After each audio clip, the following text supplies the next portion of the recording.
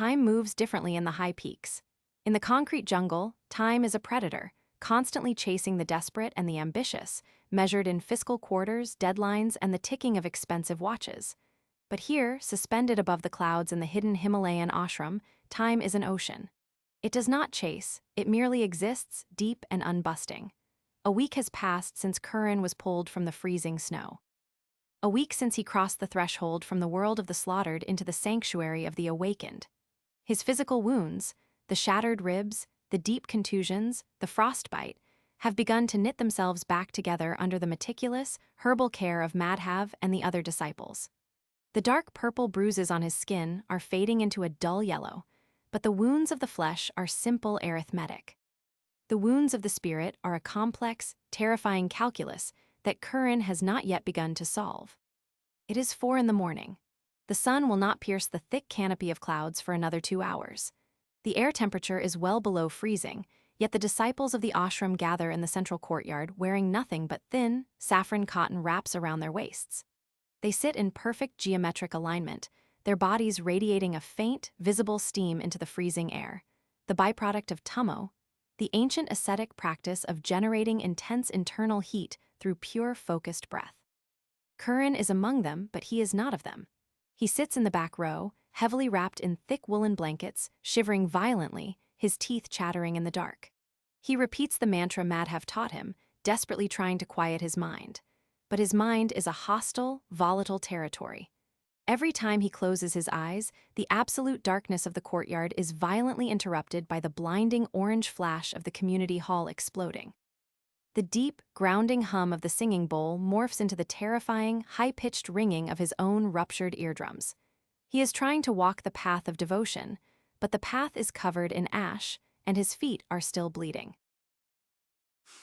Inhale, hold, exhale, inhale. Just focus on the air, just the air. Madhav turns back to the darkness, closing his eyes and instantly returning to a state of absolute, unshakable stillness. Kiran watches him, deeply envious of that peace. He wants to surrender. He wants to find the inner fire. But every time he looks inside himself, he only finds a terrifying, hollow void waiting to be filled with violence. You are fighting the cold, Kiran. You are treating the mountain air as an enemy invading your lungs. As long as you see the world as a hostile force, your body will waste all its energy building walls that the wind will simply blow down. The world is hostile, Madhav. It burns people alive. How am I supposed to sit here and pretend the universe is a warm, loving place when my blood is practically freezing in my veins? I did not say the universe is warm. I said it is not your enemy. The fire that burned your past was directed by the malice of men. But this cold is pure. It has no agenda. It does not hate you. The path of devotion in the ashram is not merely sitting in silent meditation. It is forged through grueling, unrelenting physical labor. Swami Vedant teaches that the mind cannot be disciplined if the body is soft, and the spirit cannot hold divine power if the vessel is fragile. The ashram must be maintained, and every disciple must carry their weight. Kiran has been assigned to the timber yard, tasked with splitting the massive, hardened cedar logs required to keep the hearths burning through the bitter Himalayan nights. It is brutal work, made agonizing by his healing ribs, but he attacks it with a frightening, obsessive ferocity. He swings the heavy iron axe again and again. He is not just chopping wood, he is projecting the face of Rahul, the face of the hazmat crews, the unseen face of Vidyut onto every single log. He channels his immense, boiling rage into his shoulders, using the pain in his ribs as a sharp spur to drive him forward. He is a machine of pure, unadulterated grief, trying to chop his way out of a nightmare. Break. Just break. You are going to shatter the handle of the axe, little brother. The steel is, but the wood of the handle is only ash. It cannot handle the vibration of your anger. Standing behind Kiran is Burrit. He is the master of the timber yard, a senior disciple whose physical proportions are terrifyingly massive. He is nearly 7 feet tall, with shoulders as wide as a doorway and arms thick with dense, corded muscle. He looks like a mythical giant carved directly from the mountain granite. Yet, despite his terrifying size, his eyes are incredibly soft, carrying the gentle, patient expression of an old elephant. He wears a simple, oversized saffron wrap, completely ignoring the biting cold. The wood is hard. It needs force. I am just doing my chore, Bharat. Force is not power, Kiran. Force is a blunt instrument used by the desperate. Power is completely effortless. The massive log splits perfectly in half, the two pieces falling neatly to the ground. Bharat did not use rage. He did not grunt. He simply allowed the weight of the axe and the natural gravity of the earth to do the work, guiding it with absolute, terrifying precision. Kiran stares at the split wood, completely bewildered by the physics of what he just witnessed. You strike the wood as if it has insulted your ancestors. You are using your anger to fuel your muscles. It works for a time. It will make you swing hard. But anger is a dirty fuel, little brother. It burns incredibly hot. Kiran looks down at his hands. The rough, wooden handle of the axe is stained with fresh, bright red blood.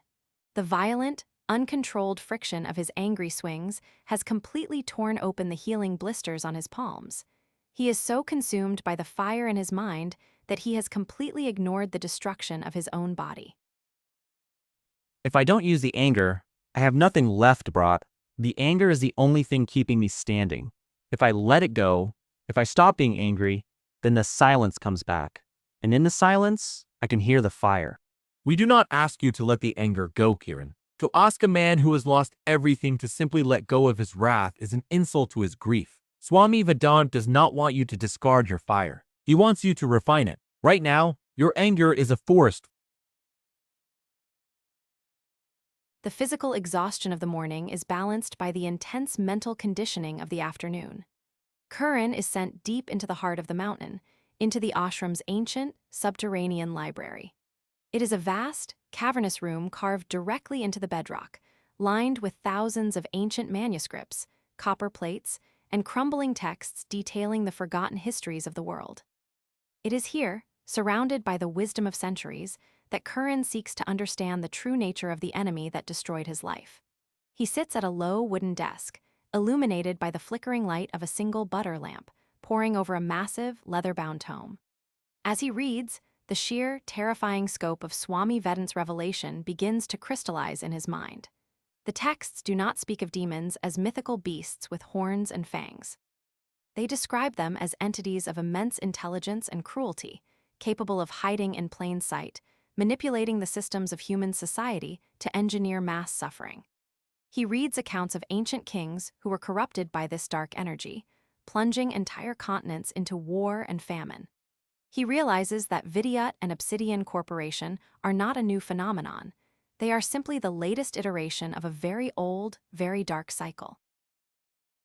The Rakshasa is not merely a creature of flesh and bone. It is an archetypal manifestation of absolute consuming ego. It thrives where the balance of dharma is broken. It feeds on the subjugation of the weak and the desecration of the sacred. But the more he reads about the power of the Rakshasas, the more a cold, creeping despair begins to settle over him. The texts describe these beings as nearly immortal, possessing dark, occult strength, capable of bending reality and shattering armies. How can one broken boy, hiding in a mountain cave, possibly hope to challenge an ancient demon who commands billions of dollars, private armies, and the absolute obedience of the modern world? He touches the scorched silver pendant of Lord Hanuman resting against his chest, the metal cool in the subterranean air. They are too big. The corruption is too deep. Even if I forge myself into a weapon, a single sword cannot hold back an ocean of poison. A single sword cannot hold back an ocean. No, but a single spark can ignite a powder keg that shatters a mountain. And a single perfectly focused gust of wind can clear the sky of 1,000 storm clouds. Swamiji, I was reading the text you assigned about the nature of the enemy. And you have found yourself intimidated by their ancient pedigree. You read of their dark magic, their immense societal control, their ruthlessness, and you feel entirely insignificant. This is exactly what the texts are designed to do, Kiran. They strip away your arrogance. The Rakshasas possess the power of absolute destruction. But destruction is a finite energy. It can only consume what already exists. The divine, the force you have prayed to your entire life, possesses the power of absolute creation. And the purest, most terrifying. The wind? How does wind defeat a corporation? How does breath stop a bullet?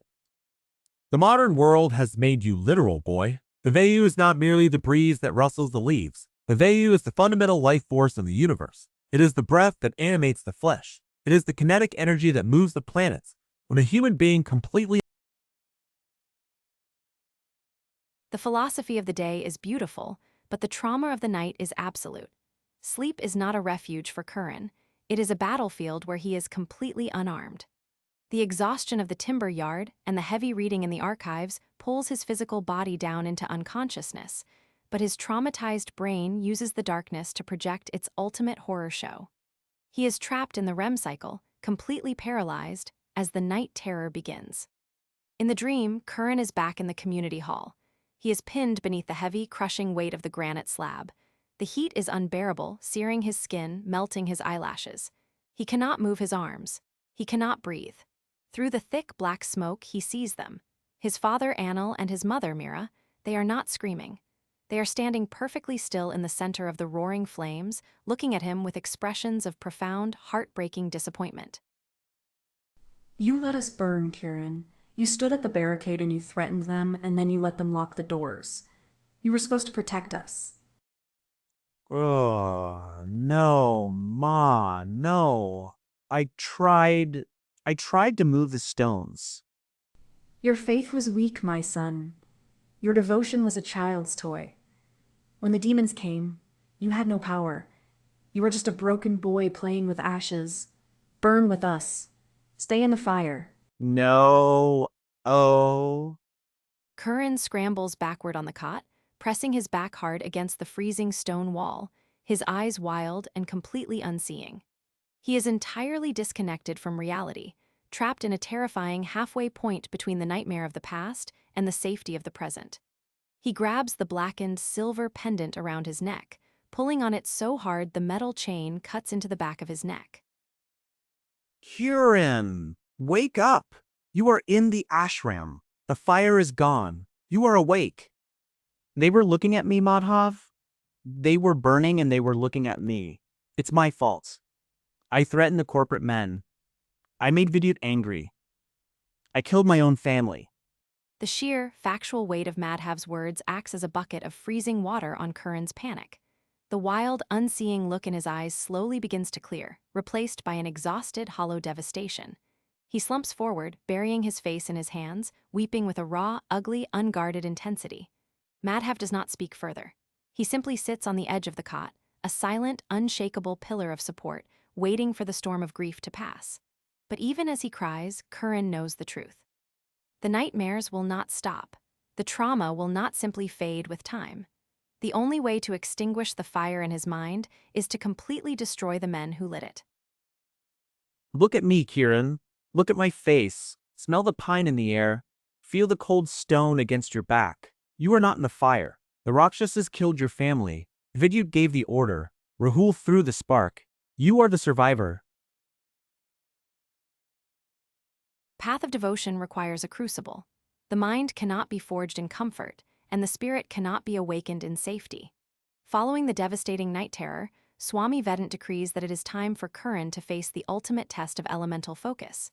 He is led by Madhav and Burrit deep into the heart of the mountain valley, to a place where the sun rarely reaches. Here, fed by the eternal glaciers of the high peaks, a massive, freezing waterfall plummets hundreds of feet down a sheer cliff face. The water is barely above freezing, carrying jagged chunks of broken ice. The ambient noise is a violent, chaotic roar that makes speech impossible. Kiran stands at the edge of the basin. He is wearing only a thin saffron wrap. His breath plumes in thick white clouds in the freezing air. He looks at the waterfall, feeling the immense, terrifying kinetic force of the water. It is a hostile, brutal environment completely devoid of mercy. It is not a metaphor. It is a biological absolute. Kiran looks at Madhav, then at Burrit, who nods slowly, an expression of grave respect on his massive face. They are not cruel, they are forging a weapon. Kiran turns back to the violent, roaring wall of freezing water. He touches the blackened pendant on his chest one last time. He closes his eyes, takes a deep, ragged breath, and steps off the snowy bank into the basin. This is the trial of the Vayu. Kiran, you cannot control the water. You cannot fight the cold. If you try to resist it, the thermal shock will stop your heart within 3 minutes. You must sit beneath the fall and find the absolute center. You must generate the inner fire, or you will perish. The cold is not a temperature. It is a physical assault. It feels as though thousands of microscopic needles are being driven directly into his bone marrow. His muscles seize violently. His shattered ribs scream in agony as his chest constricts. He forces himself to walk forward, fighting the immense drag of the current until he reaches the flat, slippery granite slab directly beneath the main column of the waterfall. Sheer kinetic force of the water threatens to snap his neck. The freezing temperature instantly numbs his extremities. His panic response goes into overdrive.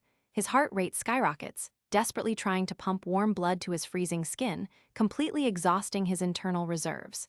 His mind screams at him to stand up, to run, to escape back to the safety of the fire. The darkness begins to creep in at the edges of his vision. He is drowning in the cold, chaotic noise of the world. Ah, the cold. It's burning. It's burning. He remembers Burritt's words in the timber yard. You are fighting the wood. Power is completely effortless. He remembers Swami Vedant in the library. The wind is the fundamental life force. Your devotion must become kinetic. He realizes that his panic, his anger, his desperate desire to survive is actually the very thing killing him. He is wasting all his energy fighting an unstoppable force. In the absolute epicenter of the freezing chaos, Kiran stops trying to survive. He completely surrenders his physical body to the elements. He lets his shoulders drop. He stops shivering. He focuses the absolute entirety of his consciousness on a singular point deep within his chest, just beneath the blackened pendant. He takes a slow, microscopic breath in, visualizing not air, but pure, glowing golden light. Stop fighting. Stop resistance. Surrender the flesh. Find the breath. A profound, impossible physiological shift occurs. As his mind achieves absolute, singular focus, the tummo response triggers. A distinct, powerful spark of heat ignites in his core. It does not burn like the chaotic forest fire of his rage. It glows with the steady, intense heat of a blast furnace. The warmth begins to radiate outward, pushing back the freezing numbness in his limbs. The pounding of the water on his head no longer feels like a physical assault. It feels like a heavy, grounding massage.